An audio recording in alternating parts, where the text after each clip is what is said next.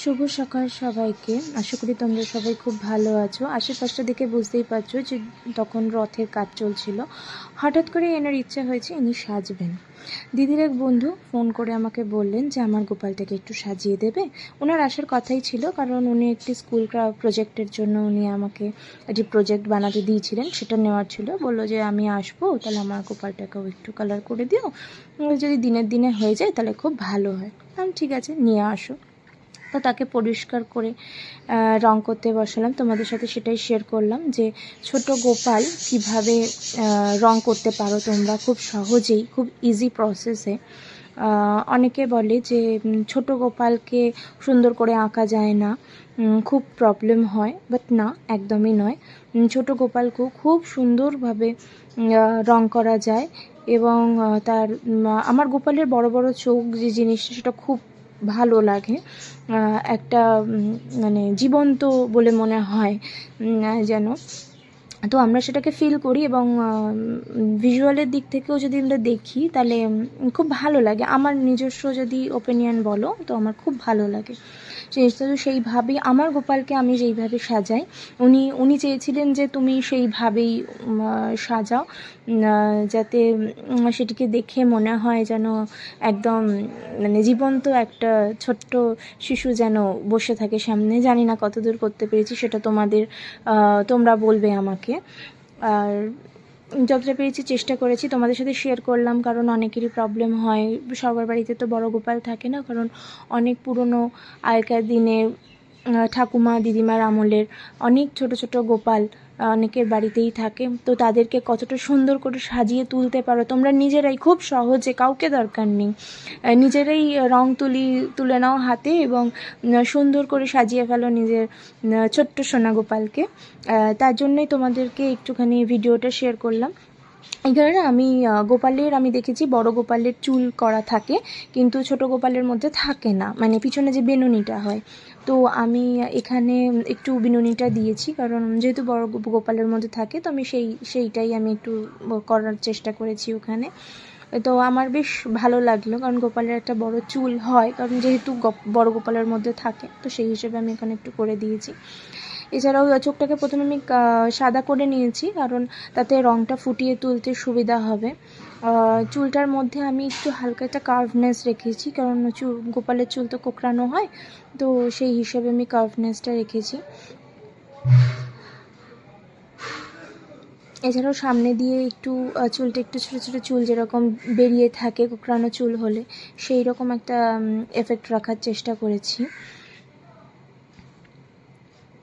এখানে আমি আমার গোপালের চোখের মধ্যে অনেক সময় আমি ব্লু রঙও ইউজ করেছি, মানে মণিটা ভালো লাগে দেখতে, কিন্তু এখানে আমি ব্লু ইউজ করিনি। আমি এখানে ইয়েলোইশ মানে ব্রাউনিশ যে চোখের রঙটা হয় ন্যাচারালি, তো সেই কালারটাই আমি রাখার চেষ্টা করেছি। আর এমনি সেই রকমভাবে বিশেষ কিছুভাবে কাজ করিনি, কোনো মানে যাতে কারোর অসুবিধা না হয় সেটা করতে। তো সেই রকমভাবে আমি কিছু করিনি, একদম ইজি প্রসেসে একটা ছোট্ট সোনা গোপালকে যেভাবে সাজানো যায়, মানে ছোট থেকে ছোটতর যে কোনো 0 সাইজের গোপালকেও তুমি এইভাবে সাজিয়ে তুলতে পারবে।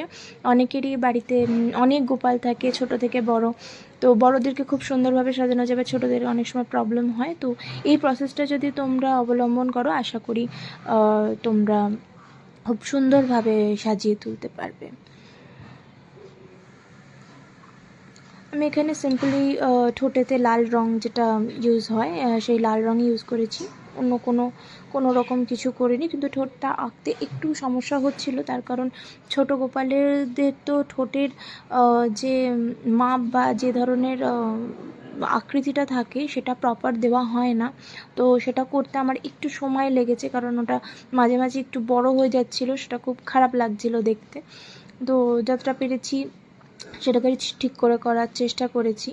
আবার আরেকটা জিনিসও আমি দেখেছি, সব দোকান বা সব জায়গার গোপালের ছাঁচ সমান হয় না। একটা গোপালের এক এক রকমের ফেস হয়, তার ওপরও মানে এই ধরনের যে আর্টটা আছে, যে আঁকা বলো যাই বলো, সেটা কিন্তু ফুটে ওঠে তার ওপরে। কারণ এক একটা দোকান বলো, এক একটা মানে মোল্ড তো আলাদা আলাদা হয়, তো তার উপরেও কিন্তু সৌন্দর্যটার একটা ব্যাপার আলাদা আছে। কারণ সব দোকান বা সব জায়গাকার গোপালের মুখ কিন্তু সমান হয় না, আমি এটা লক্ষ্য করেছি। এখানে কানে আমি একটু পিঙ্ক রং ব্যবহার করেছি, পায়ের তলাতেও আমি একটু পিঙ্ক রং ব্যবহার করেছি, সেটা তোমরা পরে দেখতে পাবে। এছাড়া এমনি হাতের মধ্যে যেরকম লাড্ডুটা করেছি, আর হাতের একটু নখগুলো একটু রেড কালার দিয়ে একটু প্রমিনেন্ট করে দিয়েছি, আর পায়ে একটু আলতা পরিয়েছি। এর থেকে বেশি কিছু আমি করিনি। আর কপালেতে যেরকম আমরা ওই চন্দনের যে তিলক দিই, সেই তিলকই দিয়েছি, আর তার সাথে তোমার একটু ডট ডট দিয়ে যেভাবে আগেকার দিনে সাবেকি সাজে যেরকমভাবে চন্দন পরাতো, ঠিক সেইভাবেই গোপালকে আমি চন্দন পরিয়েছি, যাতে একদম সিম্পল অ্যান্ড খুব সুন্দর লাগে। কিন্তু চোখের ওপরে তা একটু খালি লাগছিল, তার জন্য আমি একটু ব্লু রং ইউজ করেছি, জাস্ট একটা লাইন, আর কিচ্ছু নয়, যাতে একটু একটু আলাদা চোখটা লাগে, একটু ব্রাইট লাগে জিনিসটা। আর সেইভাবে আমি কিছুই এখানে ব্যবহার করিনি, যাতে খুব কম সময় এবং খুব ইজি প্রসেসে সবাই যেন মানে নিজের গোপালকে সুন্দর করে সাজিয়ে তুলতে পারে। আশা করি যদি তোমাদের এই ভিডিওটা থেকে কোনো উপকার হয়, বা এই ভিডিওটা ভালো লাগে, বা ছোট গোপালের সাজটা যদি ভালো লাগে, অবশ্যই তোমরা কমেন্টে জানিও, আর একটু নিজেদের প্রোফাইলে শেয়ার করে দিও, যাতে আরও নতুন নতুন বন্ধুরাও এটাকে দেখে তারা নিজেদের গোপালকে সুন্দর করে সাজিয়ে তুলতে পারে। তাহলে আমারও ভালো লাগবে, কারণ আমি চাই যে ছোট থেকে বড় সব গোপালই যেন সুন্দরভাবে যেন সেজে উঠতে পারে। আজকের মতো এইটুকুই, আবার দেখা হবে আর একটা নতুন ভিডিও নিয়ে। আজকের মতো এখানেই, কীরকম লাগলো সেটা অবশ্যই সবাই জানাবে।